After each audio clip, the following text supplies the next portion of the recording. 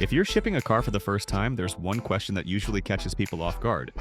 Do you tip the car transport driver? It's not always clearly explained, and the answer isn't a strict yes or no.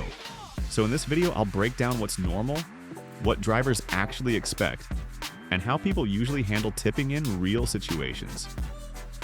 Let's clear this up first. Tipping a car transport driver is not required.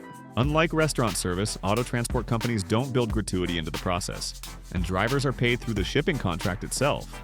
That said, tipping is still common in certain situations, especially when the service goes beyond the standard delivery experience. So think of it as optional but appreciated. So when do people actually tip? Most customers consider tipping when the driver provides extra care or convenience, like handling a tight delivery location, helping coordinate difficult drop-offs, or keeping constant communication during transport. It's also more common when the vehicle is delivered on time, in perfect condition, and the driver is professional throughout the process. In short, tipping usually happens when the experience feels smooth, safe, and handled with attention. There's no fixed rule, but here's what's typical in real situations. Most people tip around $20 to $50 for standard deliveries, especially for shorter routes or basic service. For longer hauls or more involved deliveries, tips can range from $50 to $100 or more, depending on how satisfied the customer is.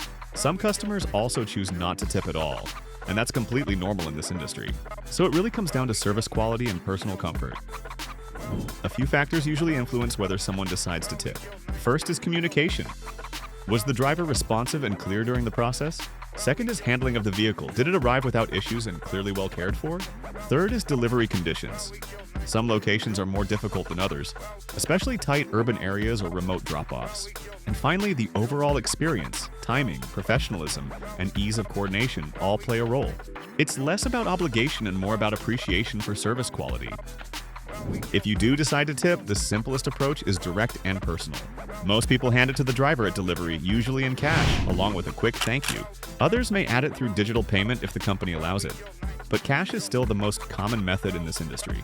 There's no formal process, just a straightforward gesture at the end of a successful delivery. So, to sum it up, tipping a car transport driver isn't required, but it's a common way to show appreciation when the service goes above expectations. If your delivery is smooth, professional, and handled with care, a tip is always a kind gesture, but completely up to you. And if you're planning a car shipment, it always helps to understand these small details ahead of time.